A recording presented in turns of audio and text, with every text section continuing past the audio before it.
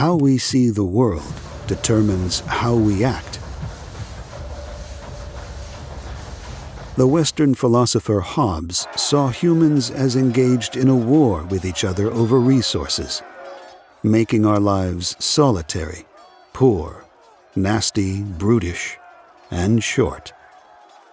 This view of the individual, fearful, working alone, in competition with others, now dominates Western philosophical tradition.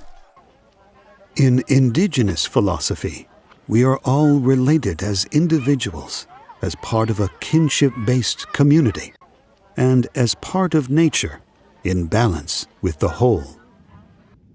In most Western thought, society is seen as an aggregate of self-interested individuals, connected by competition with each other over limited resources, creating fear, insecurity, hopelessness, a scarcity of spirit.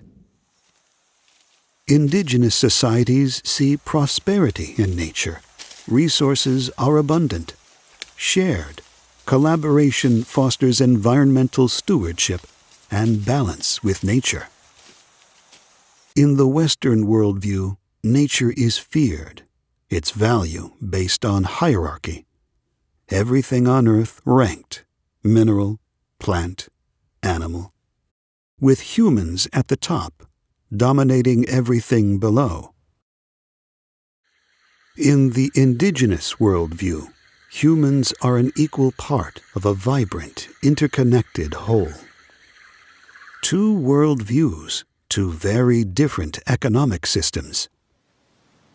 The dominant Western market economy, like its worldview, driven by an assumption of scarce resources, intensive centralized production, individuals with insatiable appetites, accumulating.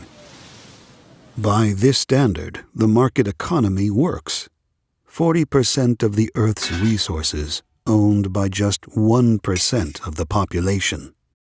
The combined wealth of the 3 richest individuals in the world exceeds the GDP of the poorest 47 countries. The world contains only 497 multi-billionaires, while half of its population survives on less than $2.50 a day.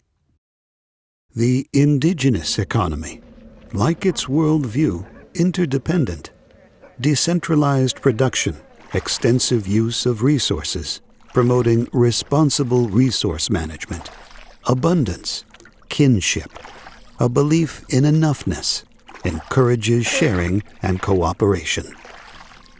In the Arctic, after a successful whale hunt, Inuit kinship and reciprocal obligations ensure everyone's needs are met, fairly and equitably. Prerequisites for sustainability, the health of the economy measured by the health of the whole. Health in the market economy, measured by gross domestic product. The more we produce, consume, the better the economy. Construction of buildings, manufacturing, transportation, all considered positive production, but so is production of weapons, cigarettes. While investments like healthcare, education are considered costs, negative economic productivity. And the impact on GDP of the physical and emotional costs of warfare, or the pollution that threatens 1/3 of the world's animal species? Irrelevant externalities outside the system. Not even making it onto the balance sheet. An unsustainable system where scarcity of resources is a self-fulfilling prophecy. There is an alternative.